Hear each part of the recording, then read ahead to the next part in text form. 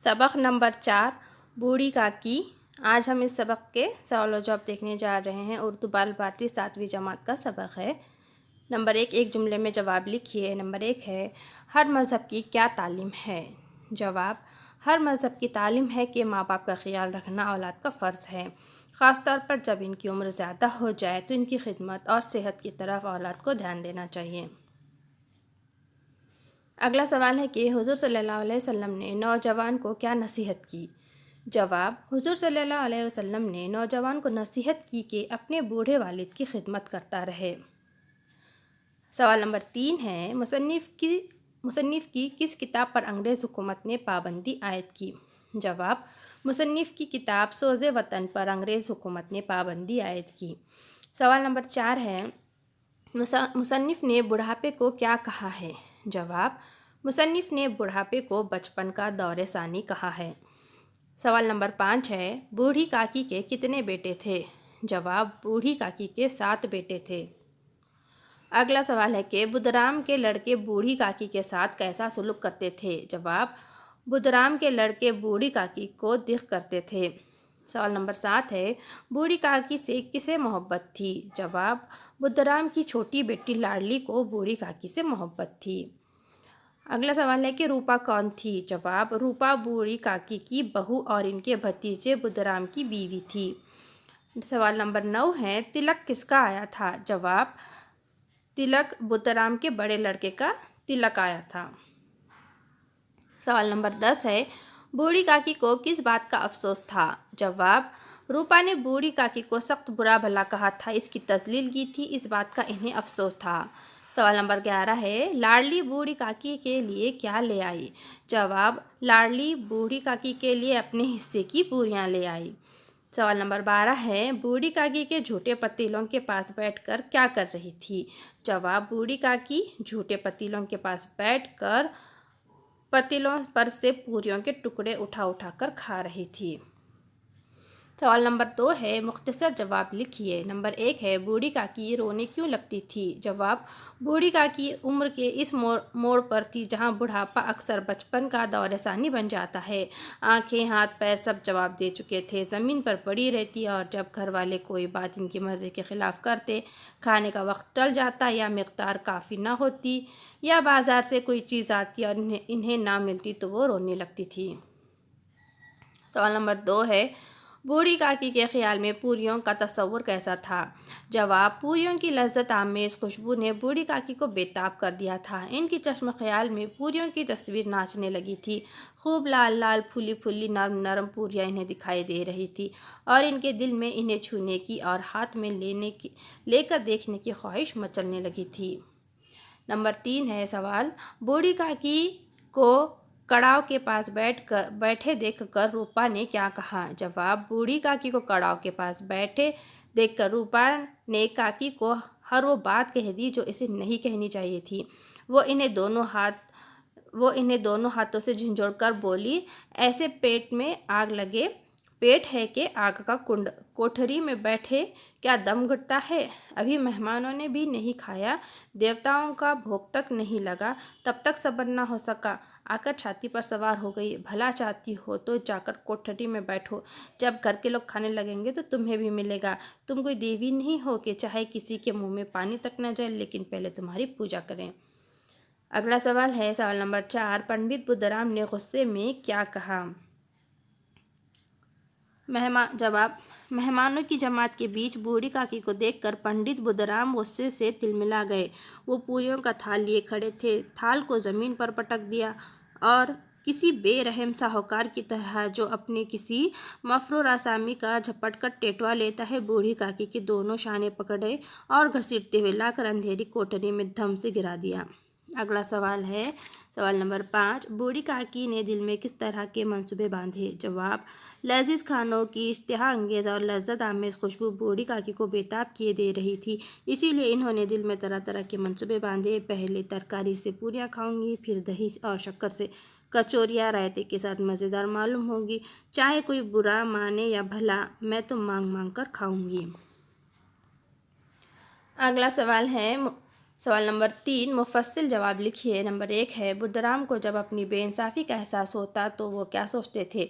जवाब, बूढ़ी काकी ने अपनी सारी जायदाद बुद्धराम के नाम लिख दी थी। इस जायदाद की सालाना आमदनी डेढ़ 200 से कम न थी, लेकिन बूढ़ी काकी को पेट भर रूखा दाना भी मुश्किल से मिलता था। बुद्धराम को कभी कभी अपनी बेइंसाफ़ी का एहसास होता तो वो सोचते कि इसकी जायदाद की बदौलत में इस वक्त भला आदमी बना बैठा हूँ। अगर ज़ुबानी तशफ़ी से सूरत हाल में कुछ इस्लाह हो सकती तो इन्हें मतलब तरीक़ न होता, लेकिन मज़ीद ख़र्च का खौफ इनकी नेकी को दबाए रखता। नंबर 2 है जब रूपा की आँख खुली तो इसने क्या देखा। जवाब, जब रूपा की आँख खुली तो इसे मालूम हुआ कि लाडली पास नहीं है। वो चौंक पड़ी, चारपाई के इधर उधर ताकने लगी कि कहीं लड़की नीचे तो नहीं गिर पड़ी। इसे वहाँ ना पाकर वो उठ बैठी तो क्या देखती है कि लाडली झूठे पतीलों के पास चुपचाप खड़ी है और बूढ़ी काकी पतीलों पर से पूरियों के टुकड़े उठा उठा कर खा रही है। अगला सवाल है आखिर में रूपा ने क्या किया। जवाब, बूढ़ी काकी को झूठे पतीलों पर से पूरियों के टुकड़े उठा कर खाते देखकर रूपा का कलेजा सुन्न सा हो गया। इसे अपनी खुदगर्जी और बेइंसाफ़ी का एहसास हुआ। जिसकी जायदाद से इसे साल की 200 रुपया आमदनी हो रही थी, इसने ऐसी दुर्गत कर रखी थी। इसने ईश्वर से अपने भारी गुनाह की माफ़ी मांगी, चिराग जलाया, भंडारे का दरवाज़ा खोला और एक थाली में खाने की सब चीज़ें लिए हुए बूढ़ी काकी के पास आई और रिख्तामेज़ लहजे में कहा, काकी उठो, खाना खा लो। अगला सवाल है सबक की मदद से सही लफ्ज़ का इंतखाब करके ज़ैल के जुमलों को मुकम्मल करें। प्रेमचंद का असल नाम डैश था। बुढ़ापा अक्सर बचपन का दौर सानी होता है। यहाँ हम इसके जवाब देखेंगे। नंबर 1 है प्रेमचंद का असल नाम धनपत राय था। नंबर 2 है बुढ़ापा अक्सर बचपन का दौर सानी होता है। नंबर 3 है बूढ़ी काकी में ज़ायक़े के सिवा कोई हिस्स बाक़ी न थी। नंबर 4 है इनके शौहर को मरे हुए एक ज़माना गुजर गया था। नंबर 5 है बूढ़ी काकी अपनी अंधेरी कोठरी में बैठी हुई थी। नंबर 6 है बूढ़ी काकी रेंगती हुई अपने कमरे में चली गई। नंबर 7 है पंडित बुद्धराम काकी को देखते ही गुस्से से तिल मिला गए। नंबर 8 है लाडली इनका मंशा ना समझ सकी। और नंबर 9 है ऐ ईश्वर, मुझसे बड़ा गुनाह सरज़द हुआ है। अगला सवाल है कि सबक की रोशनी में इन जुमलों की वजाहत कीजिए। नंबर 1 है 7 बेटे जवान होकर दाग दे गए। वजाहत, जवान होने के बाद सातों बेटे एक एक करके इंतकाल कर गए। नंबर 2 है बूढ़ी काकी अपना नगमा बेहंगाम शुरू कर देती। वजाहत, बूढ़ी काकी अपनी बेतुकी और गैर ज़रूरी बातें शुरू कर देती। नंबर 3 है इनके बुढ़ापे पर, बेकसी पर, फितूर अक़ल पर किसी को तरस नहीं आता। वजाहत है काकी काफ़ी बड़ी उम्र की खातून थी। उम्र की तवालत के सबब इनकी सोचने की सलाहियत कम हो गई थी। वो काफ़ी कमज़ोर भी हो गई थी, मगर इनकी इस हालत पर किसी को रहम नहीं आता था। नंबर 4 है इन चंद पूरियों ने काकी की इश्तिहा और रग़बत को और भी तेज़ कर दिया था। वजाहत है काकी को ज़ोरों की भूख लगी थी। चंद पूरियाँ इनकी भूख मिटाने के लिए नाकाफ़ी थीं। इन पूरियों को खाकर इनकी भूख और बढ़ गई।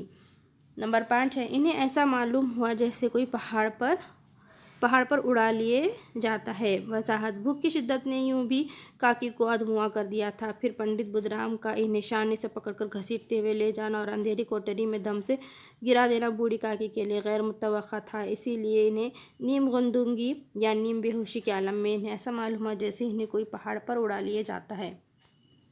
अगला सवाल है कि दर्ज झैल मुहावरों के मायने बताकर जुमलों में इस्तेमाल कीजिए। कलेजा सुन होना। नंबर 1 है कलेजा सुन होना, दिल हिल जाना, सख्त सदमा होना। किसी बेहद करीबी अजीज़ की अचानक हादसात की मौत की खबर मिल जाए तो कलेजा सुन होकर रह जाता है। नंबर 2 है दिल कांप उठना, यानी दिल घबराना, डरना। आँखों के सामने किसी का कत्ल होता देखे तो दिल कांप उठना एक फितरी अमल है। नंबर 3 है कलेजा बैठ जाना, घबराहट तारी होना। धमाका इतना शदीद था कि सुनने वालों का कलेजा बैठ गया। नंबर 4 है मंसूबे बांधना, इरादा करना, ठानना। महज मंसूबे बांधने से काम नहीं होते, इनके लिए अमल ज़रूरी है। नंबर 5 है टेटवा लेना, यानी गला पकड़ लेना। वादे के मुताबिक अगर हम किसी का कर्ज अदा ना करें तो कुछ अजीब नहीं कि वो हमारा टेटवा ले। नंबर 6 है छाती पर सवार होना, यानी मसलत रहना, पीछे पड़ जाना, ज़बरदस्ती करना। छाती पर सवार होकर काम करवाना चाहे तो काम करने वाला दिल से काम नहीं करता। नंबर 7 है आग होना, बहुत ज़्यादा गुस्सा करना। मामला खिलाफ मिजाज होने पर खान साहब आग हो गए। نمبر 8 ہے چٹخارے بھرنا، کسی خوش ذائقہ چیز کا مزہ لینا، زبان یا ہونٹ چاٹنا۔ شامی کباب اتنے لذیذ تھے کہ کھانے والے چٹخارے بھرنے لگے۔ تو آج ہمارے یہاں سبق نمبر 4 کے سوال و جواب مکمل ہوئے۔ ہم اپنے اگلے ویڈیو میں اگلے نظم کے سوال و جواب دیکھیں گے۔ تو ہمارے چینل کو سبسکرائب کریں، ویڈیو کو شیئر اور لائک کریں۔